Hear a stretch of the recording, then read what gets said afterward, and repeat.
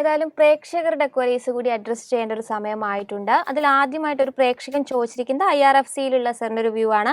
കഴിഞ്ഞ ദിവസം 6% ഒരു മുന്നേറ്റം രേഖപ്പെടുത്തിയിട്ടുണ്ടായിരുന്നു. അവർ ചോദിച്ചിരിക്കുന്ന ഒരു പ്രോഫിറ്റ് ബുക്കിങ്ങിൻ്റെ ഒരു ടൈം ആയിട്ടുണ്ടോ, പ്രോഫിറ്റ് ബുക്കിംഗ് നോക്കുകയാണെങ്കിൽ ശ്രദ്ധിച്ചിരിക്കേണ്ട ലെവലുകൾ ഏതൊക്കെയാണെന്നാണ്. ഇല്ല. ഓൺ ദി അതർ ഹാൻഡ് ഇന്നലെ വളരെ പോസിറ്റീവായിട്ടായിരുന്നു IRFC ക്ലോസ് ചെയ്തത്. നമ്മുടെ കൈവശം ലോങ് പൊസിഷൻ ഉണ്ടെങ്കിൽ തീർച്ചയായിട്ടും മെയിൻറ്റെയിൻ ചെയ്യാം. അടുത്ത 2 ടാർഗറ്റ് സോൺസ് നമ്മൾ ശ്രദ്ധിച്ചിരിക്കേണ്ട ആദ്യത്തേത് 107 രൂപ, അതിനെ തുടർന്ന് 110 ആൻഡ് അവസാനമായിട്ട് 117 രൂപയുടെ ടാർഗറ്റ് സോൺ. മറ്റൊരു പ്രേക്ഷകൻ ചോദിച്ചിരിക്കുന്നത് തനേജ എയ്റോസ്പേസ് ആൻഡ് ഏവിയേഷൻ ലിമിറ്റഡിലുള്ള സാറിൻ്റെ ഒരു വ്യൂ ആണ്. കഴിഞ്ഞ ദിവസം 323 രൂപ 85 പൈസ എന്ന റേഞ്ചിലായിരുന്നു ട്രേഡിംഗ് അവസാനിപ്പിച്ചിട്ടുണ്ടായിരുന്നത്.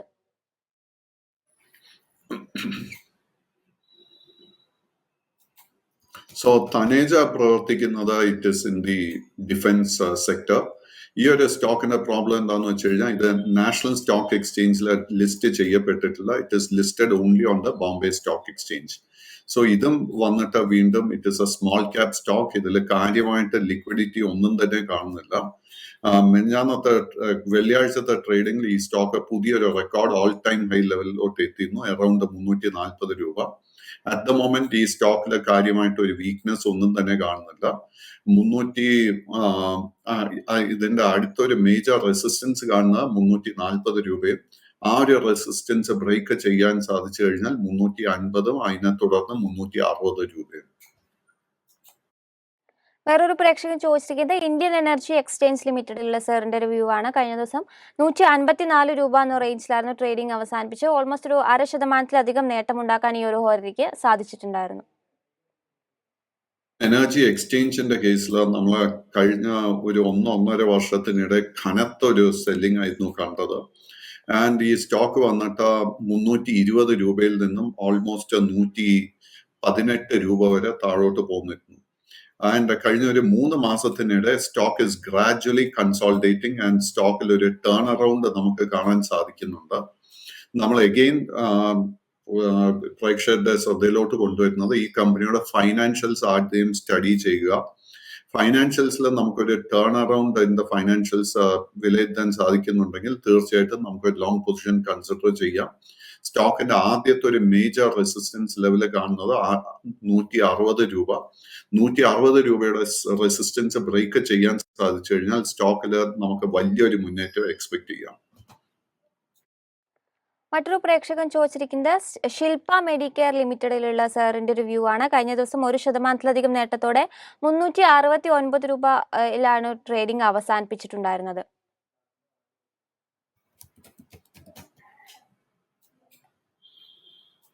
So Shilpa medical care both NSE and BSEയിൽ ലിസ്റ്റ് ചെയ്യപ്പെട്ടിട്ടുണ്ട്. Small cap stock. കാര്യമായിട്ട് ഈ സ്റ്റോക്കിൽ നമുക്കൊരു ലിക്വിഡിറ്റി ഒന്നും തന്നെ കാണാൻ സാധിക്കുന്നില്ല. ജൂലൈ മാസം മുതൽ ഈ സ്റ്റോക്ക് ഒരു വലിയൊരു trading ബാൻഡിൽ പെട്ടുപോയിരിക്കുന്നത്.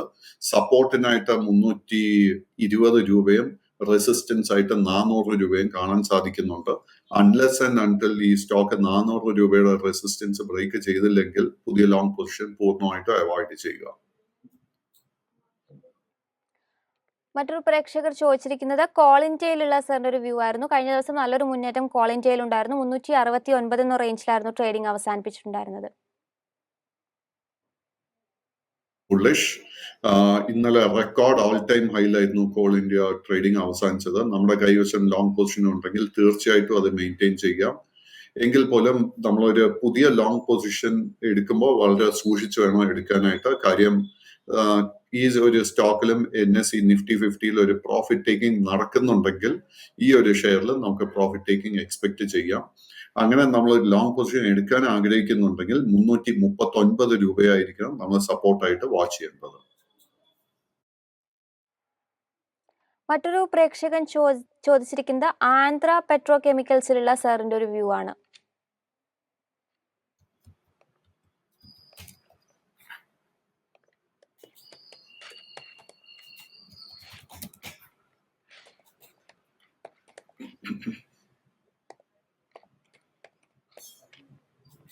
So Andhra Petro Bombay stock എക്സ്ചേഞ്ചിൽ മാത്രമേ ലിസ്റ്റ് ചെയ്യപ്പെട്ടിട്ടുള്ളൂ.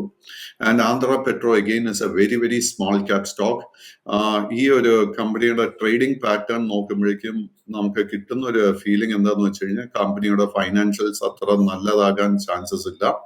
2021 ഈ സ്റ്റോക്കിന്റെ ഒരു പീക്ക് ലെവൽ 200 രൂപയ്ക്ക് അടുത്തായിരുന്നു. ആൻഡ് സിൻസ് ദെൻ ഈ സ്റ്റോക്കിൽ നമുക്കൊരു കനത്ത സെല്ലിംഗ് കാണാൻ സാധിക്കുന്നുണ്ട്. ഈ സ്റ്റോക്കിന്റെ ഒരു ട്രെൻഡ് തിരിച്ച് ബുള്ളിഷായി മാറണമെങ്കിൽ സ്റ്റോക്ക് 95 രൂപയുടെ റെസിസ്റ്റൻസ് ബ്രേക്ക് ചെയ്യണം.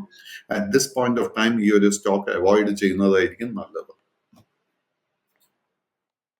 മറ്റൊരു പ്രേക്ഷകൻ ചോദിച്ചിരിക്കുന്നത് പാരാമൗണ്ട് കമ്മ്യൂണിക്കേഷൻസ് ലിമിറ്റഡിലുള്ള സാറിൻ്റെ ഒരു വ്യൂ ആണ്. ഇതൊരു സ്മോൾ ക്യാപ് കമ്പനിയാണ്. കഴിഞ്ഞ ദിവസം 5% ഒരു നേട്ടത്തോടു കൂടി 87 രൂപ റേഞ്ചിലായിരുന്നു ട്രേഡിംഗ് അവസാനിപ്പിച്ചിട്ടുണ്ടായിരുന്നത്.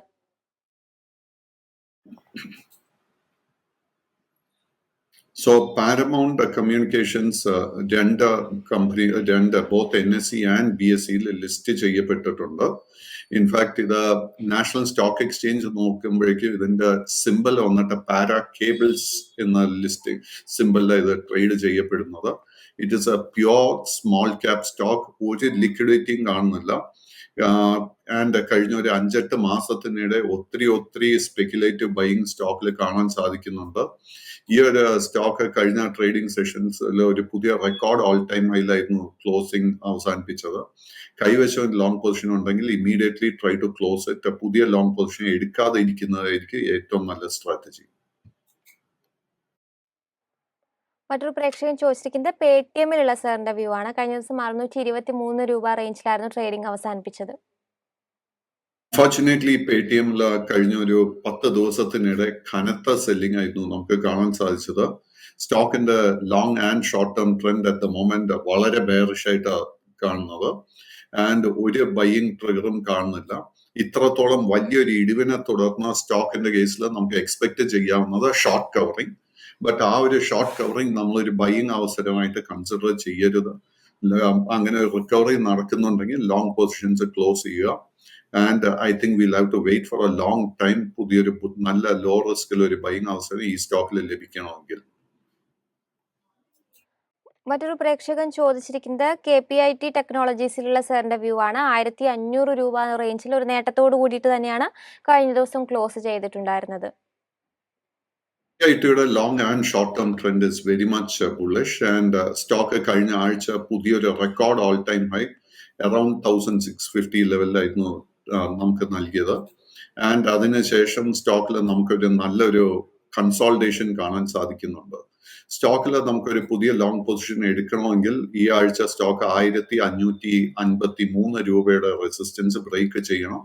ആ ഒരു റെസിസ്റ്റൻസ് ബ്രേക്ക് ചെയ്താൽ നമുക്ക് പുതിയൊരു ഓൾ ടൈം ഹൈ സ്റ്റോക്കിൽ എക്സ്പെക്ട് ചെയ്യാം.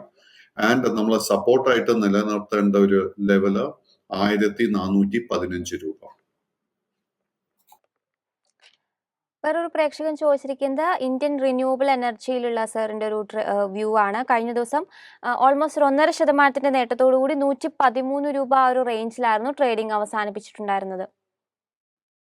സോ ഇന്ത്യൻ റിന്യൂവബിൾ എനർജി അടുത്ത 2 സെഷൻസിന് മുൻപായിരുന്നു ഈ സ്റ്റോക്ക് ലിസ്റ്റ് ചെയ്യപ്പെട്ടത്. ആൻഡ് നമുക്ക് at this point of time ഈ സ്റ്റോക്കിനെ കുറിച്ചൊരു വ്യൂ നൽകാൻ ബുദ്ധിമുട്ടാണ്. കാര്യം ഇതിൽ നമുക്കൊരു ട്രേഡിംഗ് പാറ്റേൺ, ട്രേഡിംഗ് ഹിസ്റ്ററി ഒന്നും തന്നെ ഇല്ല. സോ കയ്യിലൊരു ലോങ് പൊസിഷൻ ഉണ്ടെങ്കിൽ it is advisable to first look for taking profit. പുതിയ long position at the moment avoid ചെയ്യുക. ഒപ്പം തന്നെ വേറൊരു പ്രേക്ഷകൻ ചോദിച്ചിരിക്കുന്നത് ഓട്ടോ ലൈൻ ഇൻഡസ്ട്രീസ് ലിമിറ്റഡിലുള്ള സാറിന്റെ ഒരു വ്യൂ ആണ്. Autoline again is a small cap stock. And സ്റ്റോക്കിന്റെ കേസ് എടുക്കുമ്പോഴേക്കും നമുക്ക് കാണാൻ സാധിക്കുന്നത് ഇതിന്റെ ഒരു long term trend and short term trend ബുള്ളിഷായി മാറിക്കൊണ്ടിരിക്കുന്നു. ബട്ട് കാര്യമായിട്ട് ഈ സ്റ്റോക്കിൽ വീണ്ടും ഒരു ലിക്വിഡിറ്റി ഒന്നും തന്നെ ഇല്ല. ഈ ഒരു സ്റ്റോക്കിലെ പൊസിഷൻ എടുക്കാൻ ആഗ്രഹിക്കുന്നുണ്ടെങ്കിൽ it should be purely from a speculative point of view. സ്റ്റോക്കിന്റെ അടുത്തൊരു മേജർ റെസിസ്റ്റൻസ് കാണുന്നത് 150 രൂപ. 150ന്റെ റെസിസ്റ്റൻസ് ബ്രേക്ക് ചെയ്ത് കഴിഞ്ഞാൽ സ്റ്റോക്കിന്റെ അടുത്ത major resistance will be between 160 165. അവസാനമായി സാറിനെ ഫ്രീ ആക്കുന്നതിന് മുൻപ് IDFC ഫസ്റ്റ് ബാങ്കിലുള്ള സാറിന്റെ ഒരു വ്യൂ കൂടി നമുക്ക് ഷെയർ ചെയ്തതിനു ശേഷം പ്രോഗ്രാം വൈൻഡ് അപ്പ് ചെയ്യാം. So IDFC First Bank has been underperforming the broader banking index കഴിഞ്ഞ ഒരു 2-3 മാസമായിട്ട്. ബട്ട് സ്റ്റോക്കിൽ ഗ്രാജുവൽ ആയിട്ട് ഒരു പുതിയ ബൈയിങ് ഇൻട്രസ്റ്റ് കാണാൻ സാധിക്കുന്നുണ്ട്.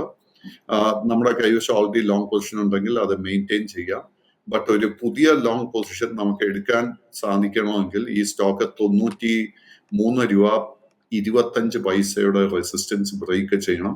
ആ ഒരു ലെവല് ബ്രേക്ക് ചെയ്താൽ മാത്രമേ നമുക്കൊരു പുതിയ ബൈയിങ് ട്രിഗർ നമുക്ക് ലഭിക്കത്തുള്ളൂ.